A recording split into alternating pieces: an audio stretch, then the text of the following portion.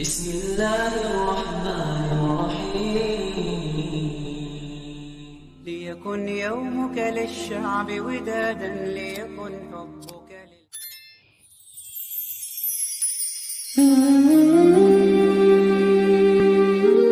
Bismillahirrahmanirrahim. Assalamualaikum warahmatullahi wabarakatuh. Syukur alhamdulillah kita bisa berjumpa lagi di channel ini. Jika video ini muncul di beranda Anda, insya Allah ini adalah petunjuk dari Allah kepada Anda.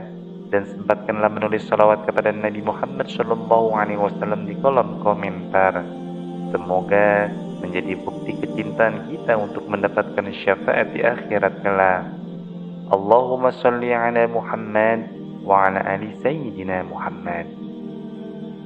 Saya awali dengan doa dan harapan. Semoga saudaraku setiap penonton channel ini selalu diberikan kesehatan, dilapangkan rezekinya, diampuni dosa-dosanya, dan dipanjangkan umurnya. Amin ya rabbal alamin. Saudaraku Islami beriman, tahukah Anda, mukena yang Anda pakai untuk sholat bisa membuat ibadah Anda tidak sah.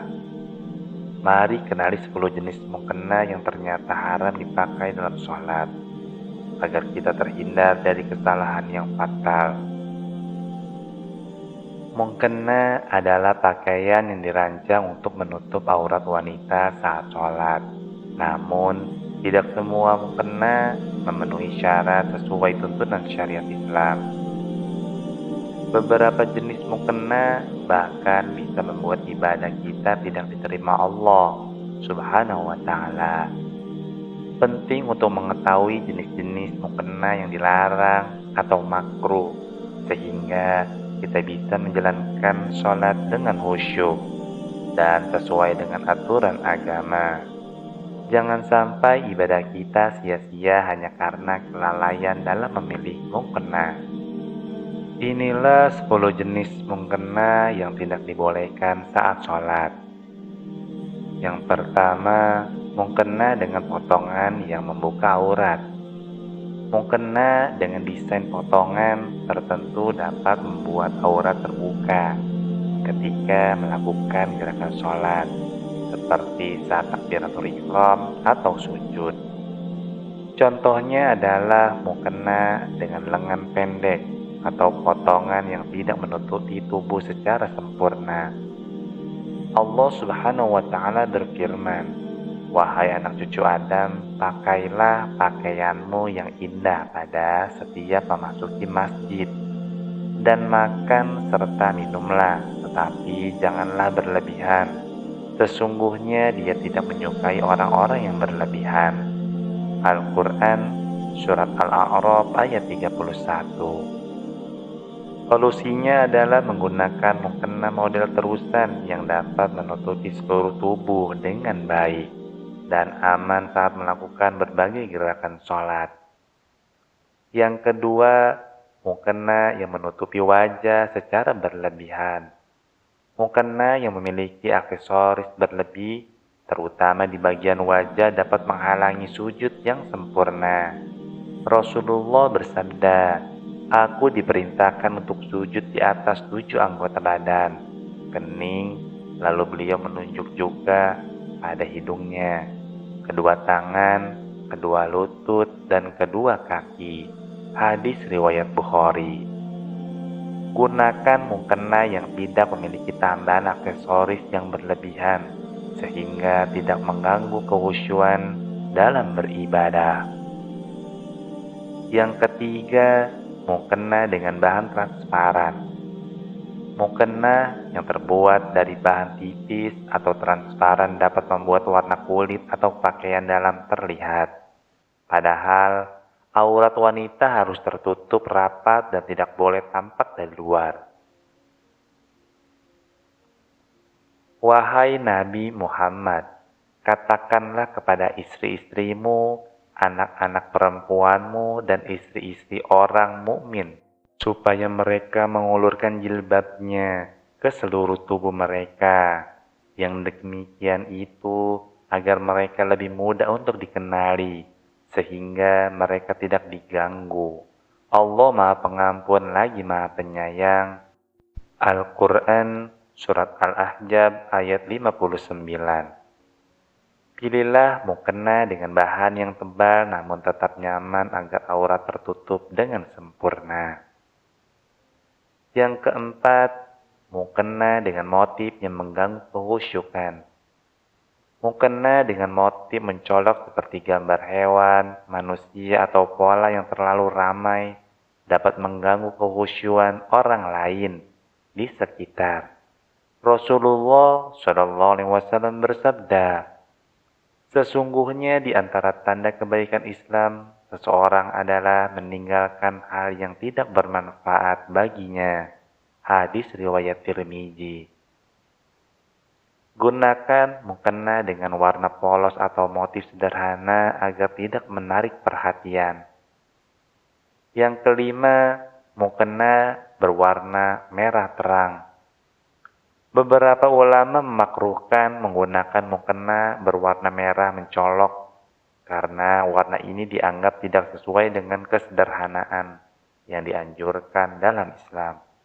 Nabi SAW bersabda, janganlah kalian memakai pakaian yang menarik perhatian. Hadis riwayat Abu Dawud. Yang keenam, mukena yang tidak menutupi bagian kaki. Ada mukena yang terlalu pendek sehingga tidak menutupi kaki dengan sempurna. Padahal kaki juga termasuk aurat yang harus ditutupi saat sholat. Dan katakanlah kepada perempuan yang beriman agar mereka menjaga pandangannya dan memelihara kemaluannya. Dan janganlah menampakkan perhiasannya atau auratnya kecuali yang biasa terlihat, dan hendaklah mereka menutupkan kain kerudung ke dadanya. Al-Quran Surat An-Nur ayat 31.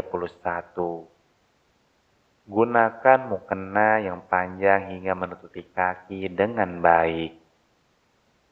Yang ketujuh, mukena yang membatasi gerakan sholat.